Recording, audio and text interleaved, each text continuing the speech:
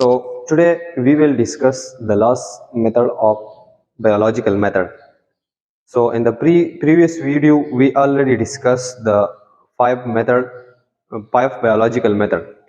So our last method is conclusion and reporting. तो biological method में सबसे पहले हम ऐसा करते हैं कि एक बायोलॉजिकल क्वेश्चन होता है उसे हम रिकॉग्नाइज करते हैं। फिर उस क्वेश्चन पर हम क्वालिटेटिव एंड क्वांटिटेटिव ऑब्जर्वेशन करते हैं और जब हम ऑब्जर्वेशन करते हैं तो उसकी बेस पर हम एक हाइपोथेसिस जो है वो ड्रा करते हैं। हाइपोथेसिस के बाद हम उस पर रीजनिंग करते हैं, deductive reasoning and inductive reasoning. जब हम रीजनिंग करते हैं तो उसके बाद हम उस हाइपोथेसिस को चेक करते हैं कि ये ट्रू है या फॉल्स है, तो उस पर हम एक्सपेरिमेंट करते हैं।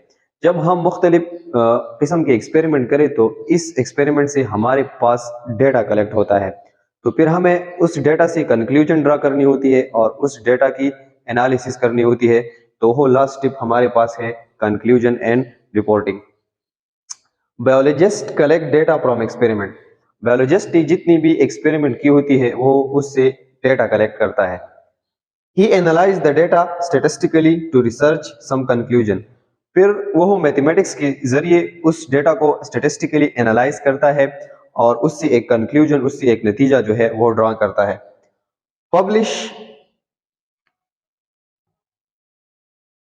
his conclusion in the form of research article in journal and book. फिर उसने जो कंक्लूजन ड्रा की, जितना डेटा उसने कलेक्ट किया, मैथमेटिक्स की टूल को यूज किया, तो फिर वो अपनी इस रिसर्च को पब्लिश करता है जर्नल में या बुक में।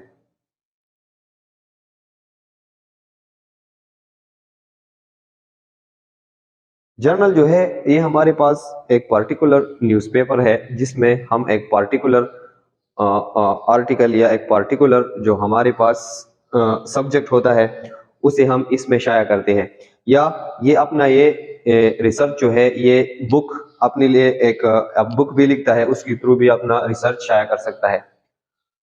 Present at and science seminar at national and international level.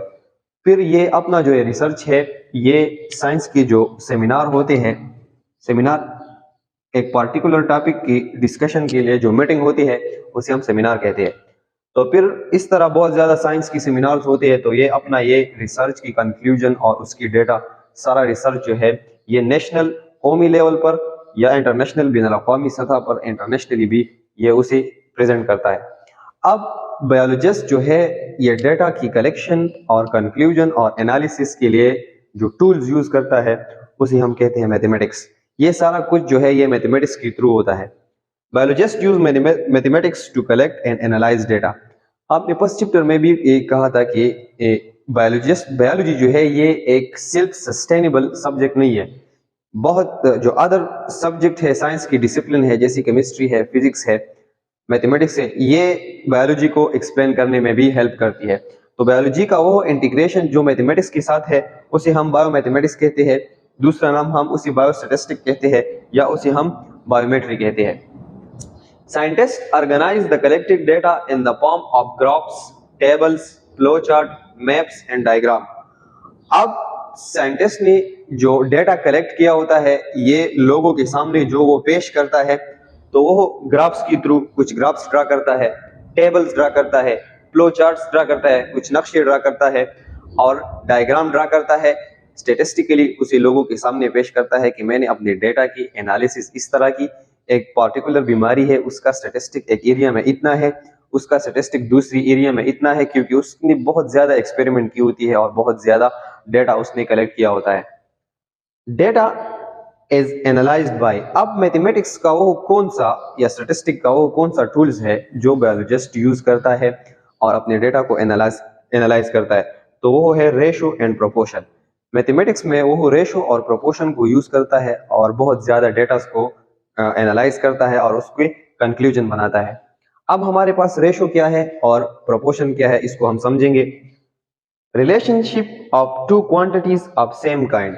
अगर हमारे पास टू क्वांटिटीज है सेम काइंड की टू क्वांटिटीज है और उसके दरमियान जो रिलेशनशिप है उसे हम कहते हैं ratio. For example pair number to a pair number. अगर नंबर्स के दरमियान हमारे पास रिलेशनशिप है ये भी हमारे पास एक रेशो है क्योंकि ये एक सेम क्वांटिटी है। Amount of money to amount of money, अगर हमारे पास पैसों के दरमियान एक रिलेशनशिप है तो ये भी हमारे पास एक रेशो है। Number of people to number of people, या लोगों के दरमियान हम जो है रिलेशनशिप ड्रा करते हैं तो वो भी हम उसे भी हम रेशो कहते हैं। तो हमें सिर्फ ये बात याद रखनी चाहिए कि रेशो में हमारे पास टू क्वांटिटीज होती है और वो सेम काइंड की होगी। अगर आप एक तरफ एक क्वांटिटी आप मनी लिख के तो दूसरी क्वांटिटी भी आपको मनी लिखना होगा। अगर एक क्वांटिटी आप नंबर ऑफ पीपल लिख के तो उसका रिलेशन दूसरी क्वांटिटी से भी नंबर ऑफ पीपल के साथ आपको करना होगा। अगर आप एक पर्टिकुलर नंबर में टू नंबर्स में रिलेशनशिप ड्रा करते हैं तो आपको टू नंबर्स लिखने होते हैं, तो इसे हम कहते हैं रेशो। नेक्स्ट हम इसका जो इसकी जो फार्मूला है जिस पर हम इसे पॉइंट आउट करते हैं वो भी हम ड्रा करेंगे। दूसरा है प्रोपोर्शन। अब हमने टू क्वांटिटीज ड्रा की है और उस टू क्वांटिटीज को हम इक्वल करते हैं एक दूसरे के साथ तो उसे हम कहते हैं proportion. Join two equal ratio, जब हम दो इक्वल रेशो को ज्वाइन करते हैं तो उसे हम प्रोपोर्शन के थ्रू ज्वाइन करते हैं। तो इसी तरह हम रेशो एंड प्रोपोर्शन को यूज करते हैं बायोलॉजी में डेटा की एनालिसिस के लिए। तो नेक्स्ट मैं आपको बताऊंगा कि रेशो और प्रोपोर्शन जो है ये हमें किन फार्मूले से फाइंड आउट करना होता है। तो आप इससे स्क्रीनशॉट ले सकते हैं। प्रीवियस हमने ये कहा कि हम जो है बायोलॉजी में जब मैथमेटिक्स को यूज करते हैं प्रॉब्लम सॉल्व करने के लिए तो मैथमेटिक्स में हम जो स्टैटिस्टिक यूज करते हैं वो होता है रेशो एंड प्रोपोर्शन का। हमने पहले बताया कि रेशो जो है ये relationship between two quantities of same kind. अगर सेम काइंड्स के हम टू क्वांटिटीज ले ले तो उसकी बीच जो रिलेशनशिप है उसे हम रेशो कहते हैं। Proportion mean to join two ratio, और प्रोपोर्शन का मतलब ये है कि हम टू जो हमारे पास दो रेशो है उसको जो जब हम ज्वाइन करें तो उसे हम कहते हैं प्रोपोर्शन। अगर आप देखें तो ये है हमारे पास एक रेशो ए रेशो बी, ये हमारे पास टू क्वांटिटीज है ऑफ सेम काइंड।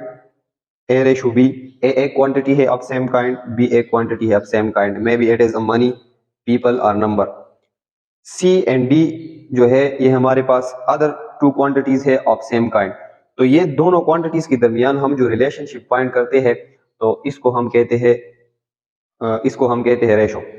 तो ये हमारे पास एक रेशो है, ये हमारे पास दूसरा रेशो है, और हमने ये कहा कि जब हम दो रेशो को कंबाइन करते हैं तो उससे हमारे पास प्रोपोर्शन बन जाता है।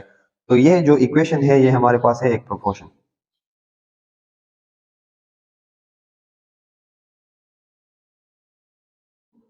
इस प्रोपोर्शन में जो सेंटर की क्वांटिटी है बी एंड सी,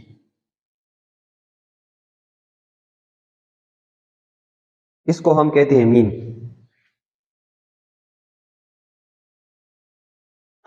और जो लास्ट में ए एंड डी है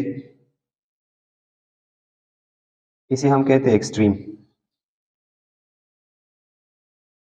तो इस इक्वेशन का सॉल्व करने का तरीका यह होगा कि the product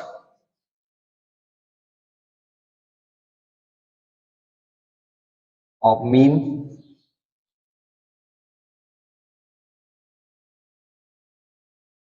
will be equal to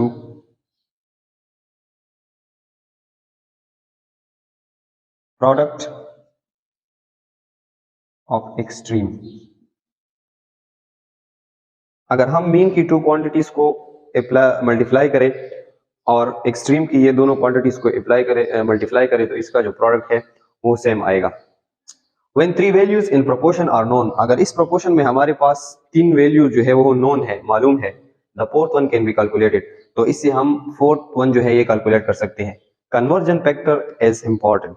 आप इस किस्म की क्वेश्चन आप कन्वर्जन फैक्टर के बगैर नहीं कर सकते। अगर आपसे फोर्थ क्वांटिटी रिक्वायर्ड है तो आपके पास एक कन्वर्जन फैक्टर होना चाहिए, तब ही आप उस फोर्थ क्वांटिटी को मालूम करेंगे। फॉर एग्जांपल अगर मैं एक एग्जांपल में पूछूं कि हमारे पास जो है how many grams are in 5 kg, अगर हमारे पास 5 kg है तो इस 5 kg में हमारे पास ग्राम कितने हैं। तो सबसे पहले हमारी जो रिक्वायर्ड क्वांटिटी है फोर्थ वन वो ग्राम है। तो ये एक टू सेम नंबर्स के बीच हम एक रिलेशनशिप बनेगा। तो हमें सबसे पहले कन्वर्जन फैक्टर जो है वो जरूरी है। हमें ये पता है कि हमारे पास कन्वर्जन फैक्टर ये है कि हमारे पास जो है 1000 ग्राम जो है ये इक्वल है 1 kg के। हमारे पास 1 kg में 1000 ग्राम जो है ये होते हैं। जब हमारे पास ये कन्वर्जन फैक्टर बन गया तो अब हम इसी प्रोपोर्शन के थ्रू सॉल्व कर सकेंगे। अगर हम ऐसा कहें कि 1000 ग्राम जो है ये हमारे पास इक्वल है, इसमें हम रेशो बनाएंगे 1 kg के। तो इसके मुताबिक हम यह पुट करेंगे कि x ग्राम, हमें x ग्राम को पॉइंट आउट करना है 5 kg में। अगर हमारे पास 1000 ग्राम है 1 kg में तो हमारे पास 5 kg में कितने ग्राम होंगे? तो ये हमारी जो रिक्वायर्ड क्वांटिटी है 4th वन, इसे हम प्रोपोर्शन के थ्रू फाइंड आउट करेंगे। तो मैंने ये बताया था कि हमारे पास एक कन्वर्जन फैक्टर का होना जरूरी है, तो हम तब ही अपना कन्वर्जन करेंगे। अगर बायोलॉजी में भी हम एक प्रॉब्लम को सॉल्व करते हैं तो उसमें भी हमारे पास एक कन्वर्जन फैक्टर होगा। तो इसकी सोल्यूशन के लिए हम प्रोडक्ट ऑफ मीन को मल्टीप्लाई करेंगे प्रोडक्ट ऑफ एक्सट्रीम के साथ। अब एक्सट्रीम में हमारे पास है 1000 और इधर है 5। अगर हम 1000 को 5 के साथ मल्टीप्लाई करें तो इससे हमारे पास आता है 5000। ये हमारे पास इक्वल हो जाएगा मीन में, ये हमारे पास आएगा x।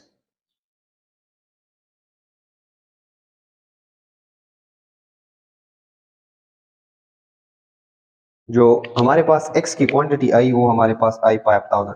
तो हमारे पास 5 kg में कितने ग्राम है? 5000 ग्राम है। तो इसी तरह हम बायोलॉजी में भी इस प्रोपोर्शन के थ्रू जो है प्रॉब्लम को सॉल्व करेंगे। Mathematics also use in population studies. Mathematics को बायोलॉजी में हम पॉपुलेशन की स्टडी में भी यूज करते हैं। Plant and animal DNA, plant और एनिमल की डीएनए के जो हमारे पास सीक्वेंस होते हैं, plant and animal DNA sequence, ये उस सीक्वेंस में भी यूज होता है। हम कंप्लीट सीक्वेंस डीएनए का फाइंड आउट करेंगे। एंड रिसर्च प्रोजेक्ट, और जितनी भी रिसर्च प्रोजेक्ट बायोलॉजी में होते हैं तो उसमें भी हम यूज करते हैं। तो इसलिए ये भी कह सकते हैं कि mathematics is an integral part of every scientific process. जो भी साइंटिफिक प्रोसेस है उसका बुनियादी पार्ट जो है ये मैथमेटिक्स है। इसीलिए हम मैथमेटिक्स को क्वीन ऑफ साइंस भी कहते हैं।